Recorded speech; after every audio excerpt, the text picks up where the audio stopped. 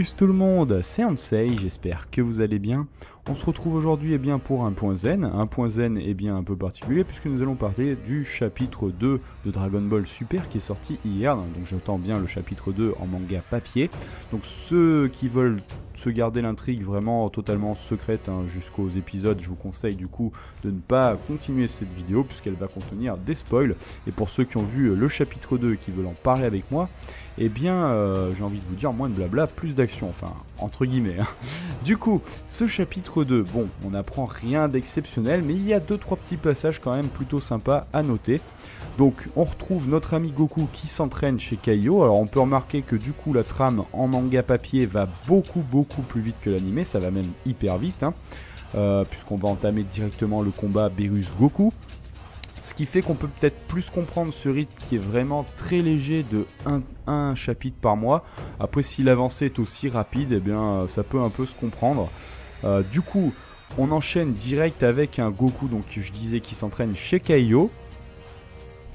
Et un Kaiô qui, comme dans le film, essaye de lui cacher un petit peu l'existence de Beerus, le dieu de la destruction.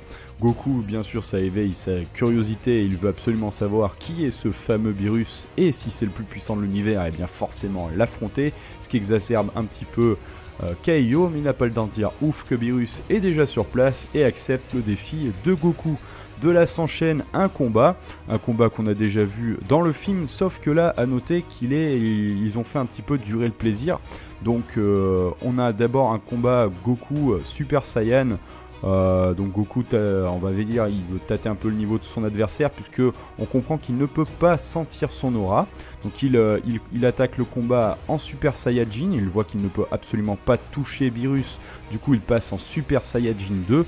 Là Beerus, bien pareil, esquive un peu tous ses coups mais se donne la peine au moins d'arrêter ses coups de pied. Et enfin, du coup Goku va lui montrer sa pleine puissance et lui dit de ne pas le sous-estimer, et il passe en Super Saiyajin 3 et là on récupère ce qu'on a pu déjà voir dans le film. A noter que là Beerus, donc ce pouvoir semble le titiller un petit peu, ça éveille sa curiosité on va dire, et on passe sur une planche que on n'a jamais vu dans le film. Pour le coup, c'est la première fois qu'on voit Champa du coup qui se balade dans l'univers avec sa compagne, sans doute son mentor à l'image de Whis, et qui a senti l'aura de Beerus. Et là, l'auteur, donc une sorte de voix off, nous explique que le commun des mortels ne peut pas sentir l'aura des dieux de la destruction. Seul un autre dieu peut sentir son aura, donc on comprend que Champa a senti l'aura de Beerus, mais apparemment ce n'est pas réciproque, Beerus ne l'a pas repéré. Et quand on les voit comme ça dialoguer tous les deux, il n'a pas l'air forcément d'avoir de bonnes intentions envers Beerus, ça donne vraiment pas l'impression qu'il ait de bonnes intentions. Tout comme jusqu'à présent je n'avais pas vraiment d'a priori sur la compagne de Champa. Dans ce qu'on pouvait voir, elle avait l'air un peu dans la lune comme Whis, mais là elle fait un petit peu austère, je sais pas ce que ça vous donne, mais la manière de la dessiner, la manière de parler, la rend un peu austère, ainsi que Champa. Ils ont pas l'air d'avoir de bonnes intentions, ils ont pas l'air super sympas. Du coup ensuite le scan continue du coup avec le combat Goku Saiyajin 3 Beerus, Goku qui n'arrive même pas à toucher Beerus et qui se plaint de ne même pas pouvoir avoir un aperçu de la puissance de son ennemi et qui se fera renvoyer valser d'une simple pichenette. Et du coup à la suite de ça, Goku se fera vaincre comme dans le film, avec une simple frappe sur la nuque qui perdra sa transformation et s'écroulera par terre, et Beerus décidera donc de partir vers la terre pour découvrir rencontrer les autres Saiyans. Donc ça c'est vraiment comme dans le film. Mais ensuite on peut enchaîner sur la dernière plage donc, de ce manga, la dernière page, où on voit donc Beerus se diriger vers la terre, mais on voit Champa et sa compagne se balader encore une fois dans l'univers. Et Champa se demande si Beerus l'a repéré, et sa compagne lui répond que apparemment non, il se dirige vers un autre endroit, et lui il a l'air content puisqu'il dit parfait, juste parfait. Il a l'air quand même il a pas l'air d'avoir des bonnes intentions. Moi il inspire quand même un petit peu la méchanceté, je lui ferai pas super confiance à ce Champa. Du coup ça peut être sympa, j'ai hâte de voir ce que ça va donner. Donc qu'est-ce qu'on peut retenir de ce chapitre? C'est qu'il y a quand même des différences avec le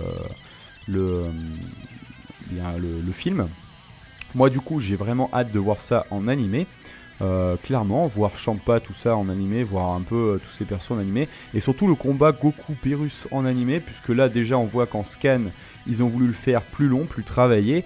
Du coup ça présage un combat sans doute un peu plus long, bon même si on en connaît quoi qu'il arrive la conclusion, ça présage un combat quand même un peu plus long, un peu plus travaillé. Ça va être sympa quand même de le voir comme ça, j'ai vraiment hâte de voir ça.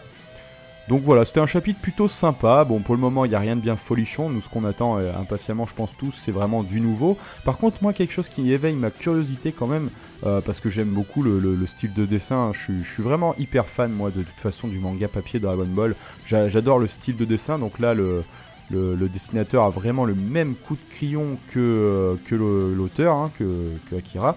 Donc ça c'est vraiment cool. Du coup moi j'ai vraiment hâte de voir les premières planches du Super Saiyajin God finalement dessinées sur manga papier. J'ai vraiment hâte de le voir sans ces effets 3D parce que bon finalement ce qui rendait la transformation plutôt jolie j'ai trouvé en animé. Bon c'est les nouveaux effets qu'ils ont voulu donner aux auras, tout ça, bon c'est sympathique. Mais moi j'ai vraiment hâte de voir ça avec le coup de crayon, qu'est-ce que ça va donner, comment ils vont la faire ressortir cette transformation. Je suis assez curieux de voir ça. Voilà, en tout cas moi je sais pas ce que vous en avez pensé du chapitre et du coup c'est avec plaisir que je viendrai lire vos spéculations et vos commentaires comme d'habitude. Moi comme je vous le dis, tout ce que j'en retiens c'est que j'ai vraiment hâte de voir ça en animé et que Champa ainsi que sa compagne pour le coup ne m'inspirent pas vraiment confiance et qu'il se pourrait vraiment que la trame principale soit complètement changée et que qui sait on pourrait les voir débarquer directement sur Terre. Pendant le combat Goku Saiyajin God et Beerus, pourquoi pas hein, parce que là ça a l'air d'être vraiment différent, donc il se pourrait que la conclusion du film soit vraiment pas la même que ce qu'on va avoir là dans le manga. Il se pourrait que Champa vienne pointer le bout de son nez et soit pas spécialement super loquace. Bref, du coup nous on se retrouve de toute façon pour de prochaines vidéos et de prochains points Z. Si celui-ci vous a plu, n'hésitez pas à me laisser un petit pouce bleu et un commentaire, ça me fera super plaisir. Sur ce, je vous souhaite un bon jeu les amis et je vous dis tchuss.